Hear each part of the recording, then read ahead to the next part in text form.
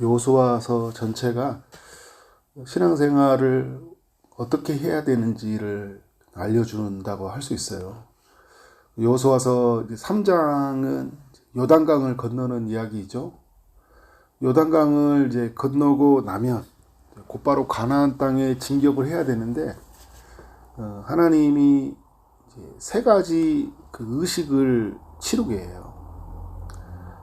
한 14일간의 시간 동안에 그 세 가지 의식을 치르게 되는데, 첫 번째는 어제 읽었던 여호수아 4장이죠. 길갈에서 기념비를 세우게 해요. 하나님의 은혜를 기억하라는 거죠.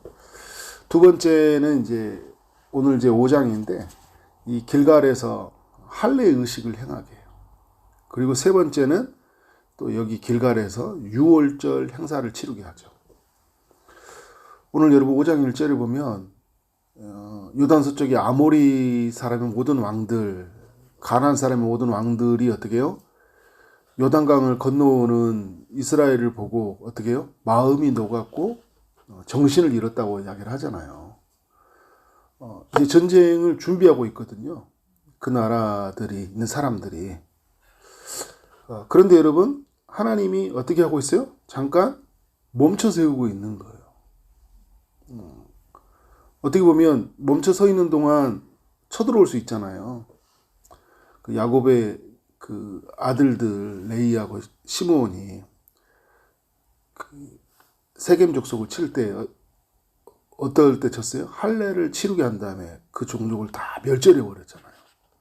근데 오늘 보니까 이제 이스라엘 백성들이 할례를 치르게 하는 거예요. 각 집에서. 이스라엘 백성들이 어떻게 해요? 그 출애굽 1세대들은 이제 다 할례를 치렀잖아요. 출애굽기 12장에 보면 이제 애굽에서 나온 이후에 할례를 다 치렀거든요. 그런데 이 1세대들은 불순종으로 인해서 어떻게 해요? 광야에서 다 죽었죠, 그죠? 출애굽 2세대들이 애굽에서 나온 2세대들이 이제 가나안 땅에 들어가게 되는데, 이들은 이제 어떻게 해요? 할례를 치르지 못했어요. 근데 이들에게 이제 할례를 행하라고 주님이 말씀을 하시거든요. 되게 위험한 상황이죠. 그런데 어떻게 해요? 이것은 꼭 해야 되는 일인 거예요. 왜냐하면 가나안 땅이 어떤 땅이에요? 하나님이 주신 언약 백성이 들어가시는 땅이에요. 언약이 맺어진 사람이 들어간다는 거예요. 그 언약이 맺어진 사람들의 표징이 뭐예요? 할례잖아요. 그 할례를 안 받는다면 어떻게 하는 거예요? 이곳에 들어갈 자격이 안 된다라는 거예요. 그래서 여러분, 할례라는 건 뭐냐면 내가 하나님의 언약 백성이다. 그리고 나는 하나님의 자녀다. 하나님, 이걸 연결해 보면 하나님의 언약 백성으로서 나는 하나님의 자녀다라는 것을 알려주는 거거든요. 그 표지와 같은 거예요. 그래서 어떻게 해요? 이제 할례를 다 행하게 하죠. 이건 굉장한 믿음이 필요해요. 지금 이 길갈에서 할례를 행한다는 건 믿음이 필요한데, 근데 이건 너무 중요한 거예요. 가나안 땅에 들어가는 게 지금 중요한 게 아니라 가나안 땅에 들어갈 수 있는 자격을 갖추는 게 중요한 거잖아요. 그래서 하나님이 이 이스라엘 백성들로 하여금 지금 이 일을 하게 하시는 거예요. 그래 지금 우리로 본다면 여러분, 이제 그 할례는 지금 신약 시대 때 그 할례는 없죠, 그죠? 마음의 할례를 말하는 거예요. 그런데 이제 이 의미를 좀 더 말한다면 세례라고 할 수 있는 거죠. 세례라고 할 수 있어요. 그래서 하나님의 백성이라는 것을 알리는 거죠. 나는 하나님의 백성입니다. 그래서 이런 정신을 가지고 와서 우리가 교회 뭐 직분자가 된다 뭐 할 때는 꼭 뭘 치르게 해야 됩니까? 세례를 치르게 하는 거죠, 그죠? 세례라는 것은 내가 하나님과 사람 앞에서 나는 언약 백성입니다. 내가 하나님의 자녀입니다라는 것을 알리는 거예요. 그죠? 나의 신앙을 어떻게 해요? 하나님 앞에 분명하게 고백하고 사람들 앞에서 나는 이런 사람이라는 것을 알려주는 거잖아요. 근데 오늘 보면 5장 9절에서요. 이 할례 의식을 치른 다음에 하나님이 선언해 주는 말이 있어요. 내가 오늘 애굽의 수치를 너희에게서 어떻게 떠나게 하였다. 이 말이 무슨 말이냐? 이제 노예로 삼았던 그러니까 노예로 살았던 그 고통받던 그 과거에서 어떻게 해요? 벗어났다라는 거예요. 과거에서 벗어났다. 그래서 이제 하나님의 약속의 축복을 누릴 준비가 되었다라는 거예요. 근데 여러분 우리에게도 이게 의미가 있죠. 우리가 여러분 예수를 믿으면 하나님과 영원한 언약이 맺어지잖아요. 그죠? 그래서 이걸 알려주는 것으로 이제 우리가 세례를 받는데, 우리가 이제 하나님의 세례 받아서 내가 하나님의 백성이라는 걸 알렸다는 건 뭐냐면, 이제 어떻게 우리의 과거는 떠나갔다. 옛 질서가 있죠. 우리는 새로운 질서로 살아가요. 하나님의 안에서, 나라에서 주는. 옛 본성이 아니라 하나님이 주신 새로운 본성으로 살아가요. 새 질서 체제 안에서. 근데 우리가 힘든 것 중에 하나는 뭐냐면 그런 옛 질서들, 옛날 그 살아왔던 그 습성들 있잖아요. 그리고 옛날 살아왔던 내 본성들, 막 내 마음의 욕구를 따라서 살았던 것들. 근데 그게 이제 여러분 왜곡되어 있어서 어떻게 막 눌리고 거기에 억압되고 이렇게 살았잖아요. 그죠? 그런 어떤 본성들이 있어요. 죄로 길들여진 본성이에요. 근데 우리가 뭘 해야 되는 거예요? 이것을 떠나보내야 돼요. 과거 청산이라는 표현을 쓰잖아요. 과거 청산하는 거예요. 근데 하나님의 사람들이 이 과거를 잘 청산을 못해. 항상 과거에 살아있어요. 과거에. 그래서 노예근성이라고 이야기하잖아요. 노예근성. 하나님의 백성이 되었는데 여전히 어떻게 해요? 노예처럼 살아가요. 무서워하고 하나님을 무서워해요.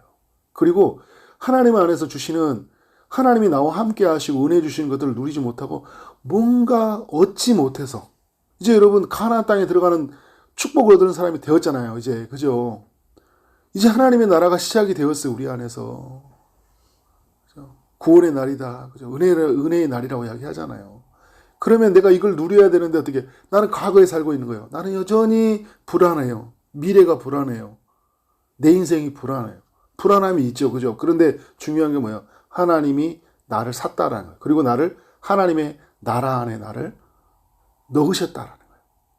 하나님의 아들 예수께서 값을 다 치르심으로. 우리 여러분 그래서 새로운 질서, 새로운 본성 안에서 새로운 나라. 사단의 나라가 아니라 하나님의 나라. 새로운 자가 다 들어간다니까요. 이전 것은 지나갔으니 보라 새 것이 되었다. 늘 이러고 살아야 돼요. 그런 면에서 여러분 그 할례 의식이 중요함을 우리에게 알려주고 있죠. 또 하나 하는 게 있는데 11절과 12절에서 뭘 합니까? 유월절을 지키게 하죠. 그 예수님이 언제 죽으셨죠? 유월절에 죽으셨죠. 우연이 아니죠. 예수님은 유월절 어린 양이셨기 때문에.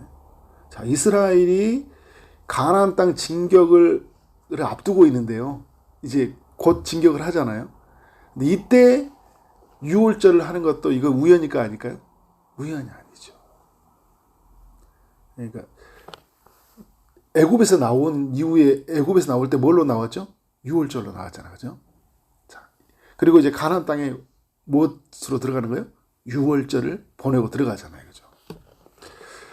할례는 이제 나는 언약 백성이고 나는 하나님의 자녀다. 그러니까 나는 애굽의 수출에서 벗어났다라는 것을 알리는 그런 표제와 같다면 유월절은요. 근본적인 더 질문이에요. 나는 하나님의 은혜로 구원받은 사람이다. 근데 여러분 이게 유월절이 없다면 할례도 없고 요단강 건너는 일도 없는 거예요. 유월절이 없었다면. 유월절이 없었다면 출애굽 없잖아요. 그죠? 출애굽이 없잖아요. 애굽에서 어떻게 벗어날 수 있었어요? 유월절이 없다면 아무것도 없어요. 그걸 우리로 가져온다면 우리가 하나님 앞에서 구원받지 못한다면요. 아무것도 없어요. 아무 필요 없어요. 구원받지 못하면.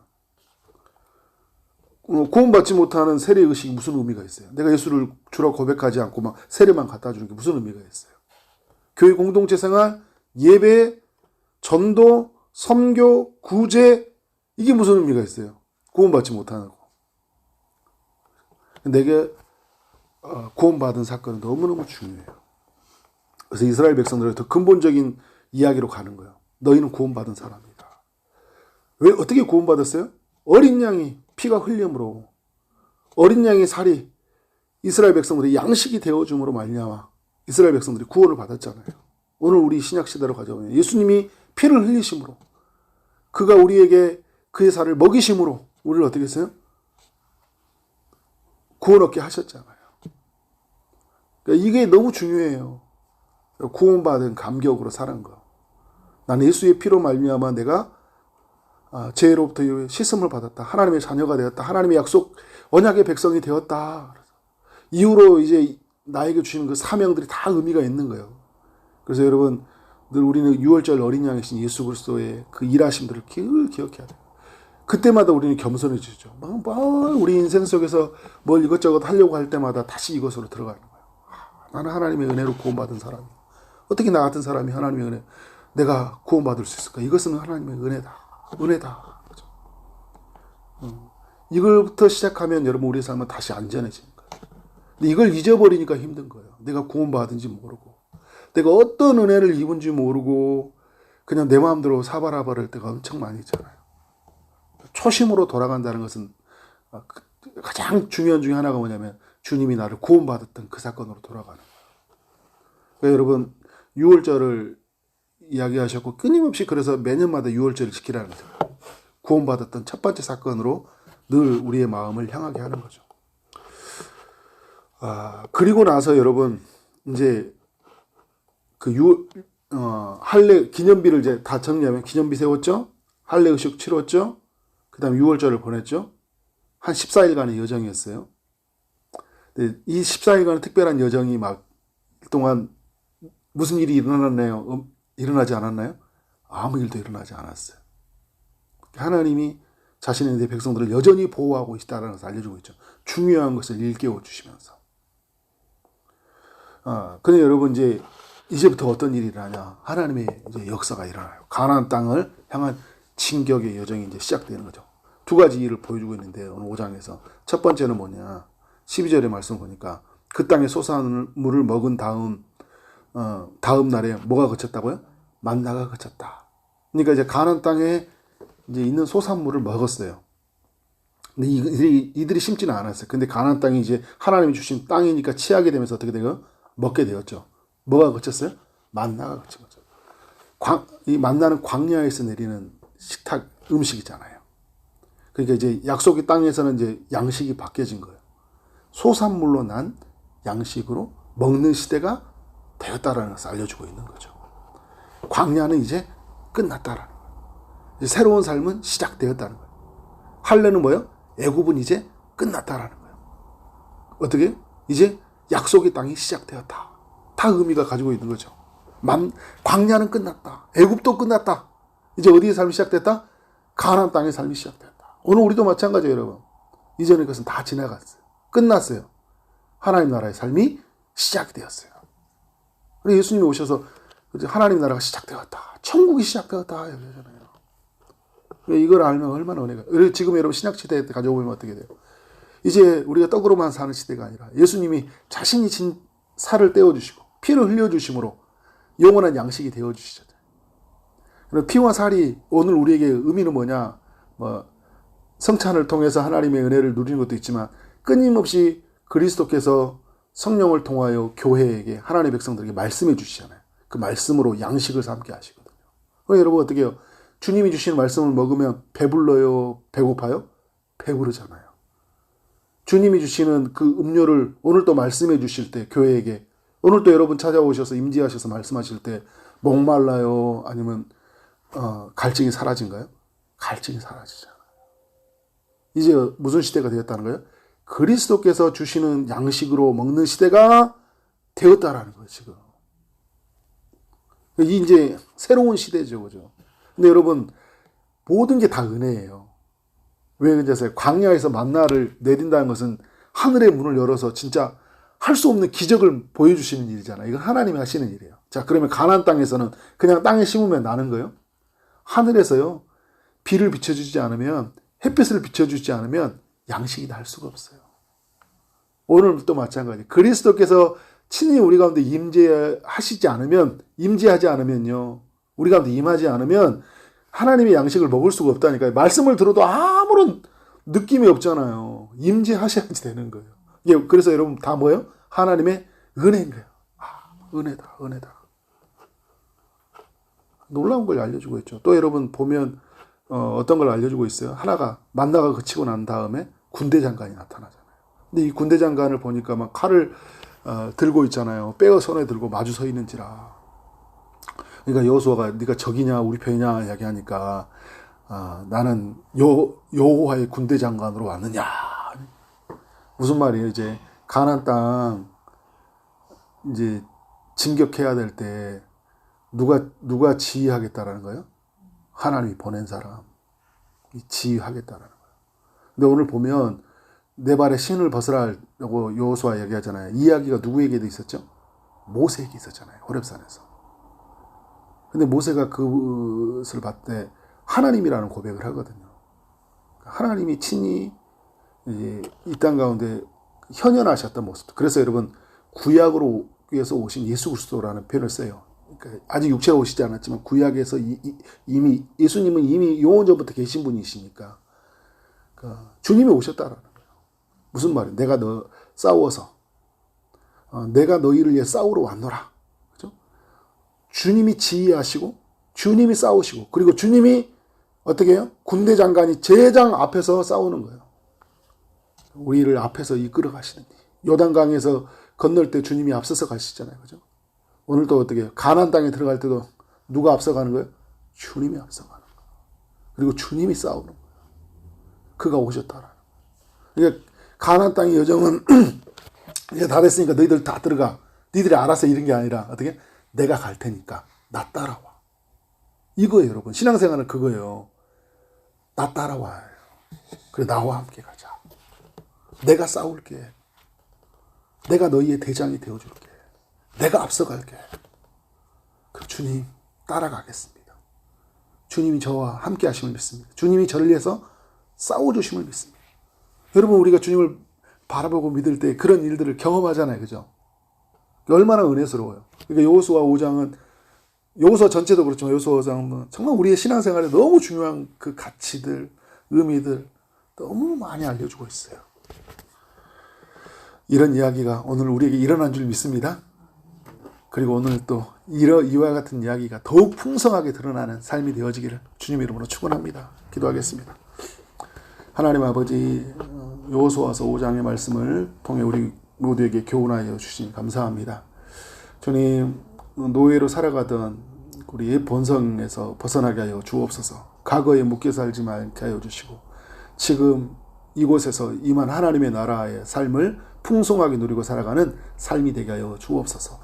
나는 하나님께 은혜를 입은 사람이고 무엇보다 그의 아들의 피로 말미암아 구원받은 사람이라는 것을 늘 기억하게 하여 주시고 삶이 어려운 순간이 있을 때마다 여기에서부터 삶이 시작되도록 인도하여 주옵소서. 주님이 주시는 그 영원한 양식을 먹는 기쁨들 날마다 누리게 하시고 주님이 우리에 앞서서 우리를 위해서 가시고 우리를 위해서 싸우시는 그 하나님을 믿고 오늘도 믿음으로 삶을 경영해 갈 수 있도록 인도하여 주옵소서.